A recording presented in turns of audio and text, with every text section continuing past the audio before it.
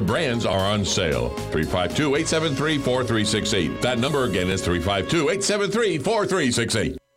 Broadcasting from the Paddock Mall Studios, this is WOCA, Ocala, Gainesville, The Villages, 1370 AM, 96.3 FM, The Source.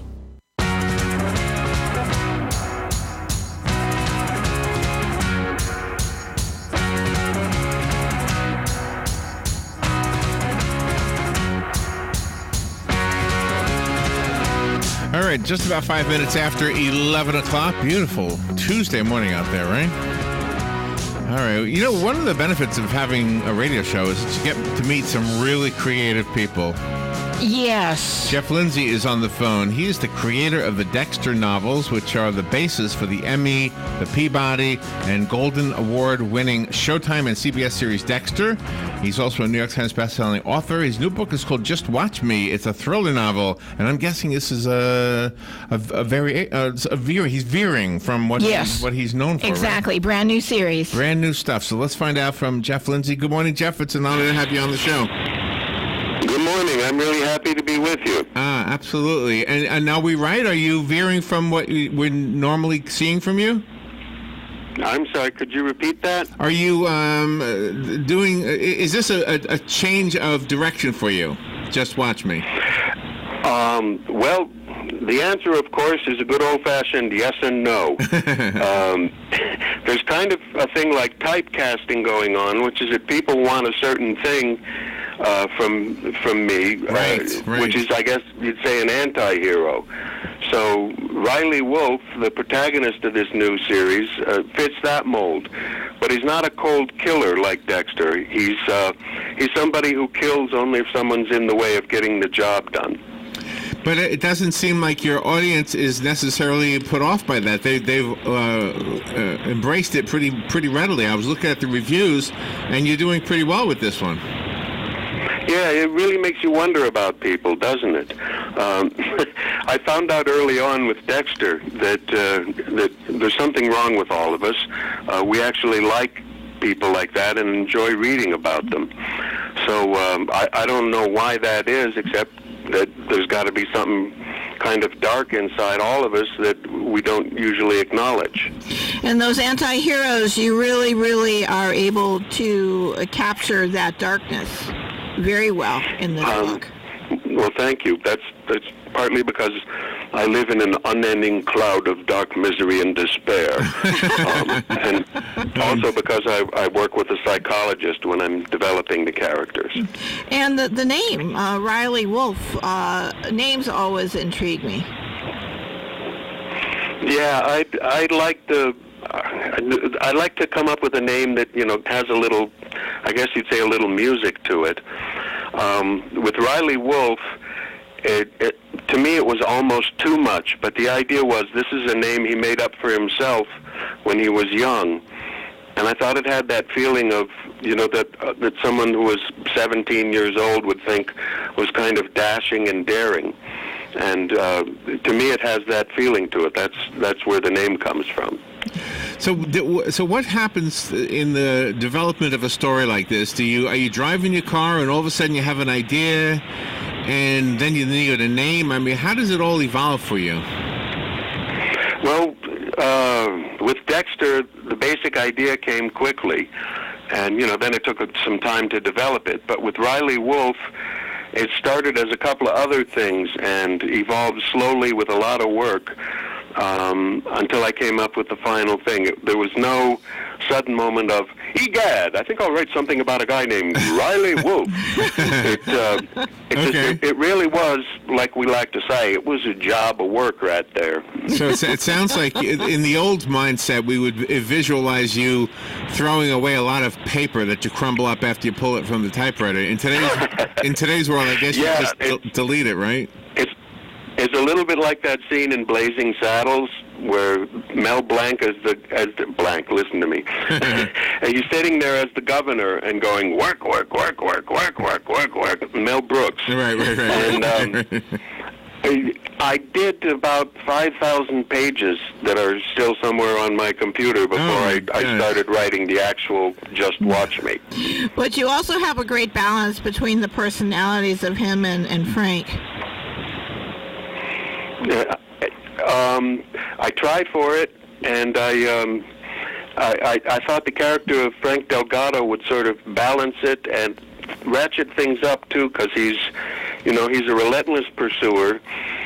He's almost, you can picture that he doesn't sleep, and he I like him. He's almost as smart as Riley, and he's kind of a nod to my childhood in Miami. He's based on a couple of Cuban American classmates and friends of mine from high school. So I just thought I should, bring in that part of my background. But then you always, you have a beautiful woman. I mean, you have to have that kind of tension you have in there, to, don't you? Yeah, for sure. Yeah, it's the closest thing he's got to a partner. Riley has trust issues, but he works with this woman, Monique, who is beautiful, and he's definitely got a thing for her that she's pretty sure she doesn't return. But she's maybe the best art forger in the world, and he finds a way to work her into his plots. And she also helps him with his disguises. Riley is a master of disguise. I'm sort of bringing in my theater background here, but he's good with accents and dialects and disguises. And in the course of this first book, Just Watch Me, I don't have a count offhand, but I think he's at least 10 different characters in there. Oh, wow. And are they both art forgers? No, he is an art stealer. Ah, okay. And every now and then he'll do the old switcheroo, and she helps him by making a perfect replica. We have an art forger here in Florida that I know that does a good business with it. I guess it's okay to be an art forger as long as you tell everybody it's not real. Yeah, there is that little catch there. Somehow Monique, the woman in the book, neglects that part. So technically illegal, but gosh, she's so good at it. But your book is your story is a wonderful learning tool, even though that happens subliminally. I mean, it's very fascinating. Well, thank you. It's I grew up with art and around galleries and stuff, and there was this whole movement of people of my father's generation. They were mostly, they'd been in World War II. And so I have a vivid memory in my childhood of these groups of, hairy-chested men drinking scotch and going, "Look at the damn colors in that thing. It's magnificent," As art is kind of a He-Man preoccupation. So I've always liked that. Well, it takes people's minds off of the horrendousness that's going on around them, though, and I think you captured that also. Yeah, thanks. I tried for that. It's there's a thing about the objects of beauty, and Riley appreciates them, and I try to get some of that appreciation of the beauty of it across to people. There's one scene in Just Watch Me where he's comparing Rauschenberg to Jasper Johns. In particular, a lot of that comes through, where he's saying, well, in my opinion, Jasper Johns isn't the same. Rauschenberg has this texture. You just want to put your face on the canvas. Mm-hmm. And that's those hairy-chested guys with the scotch talking. As the first book in a series, do you think your audience will come to like Riley Wolf differently or appreciate him differently? I don't know if that makes sense or not. Yeah, it makes sense, but I'm not sure what the answer is.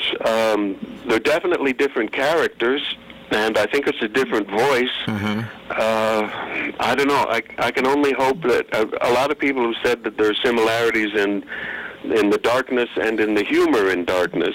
So I hope that nobody who considers themselves a reader is going to be disappointed.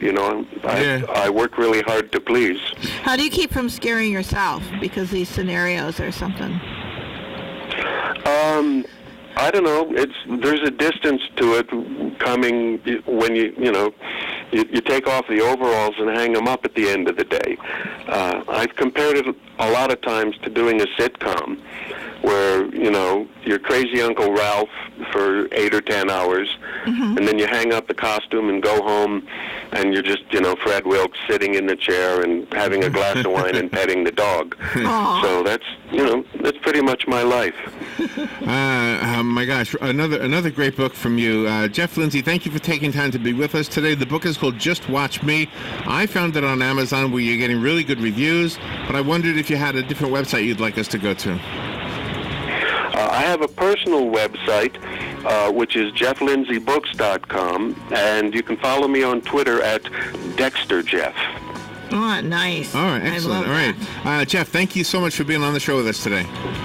Thank you, guys. It's been a great pleasure talking to you. You are welcome. We'll be right back.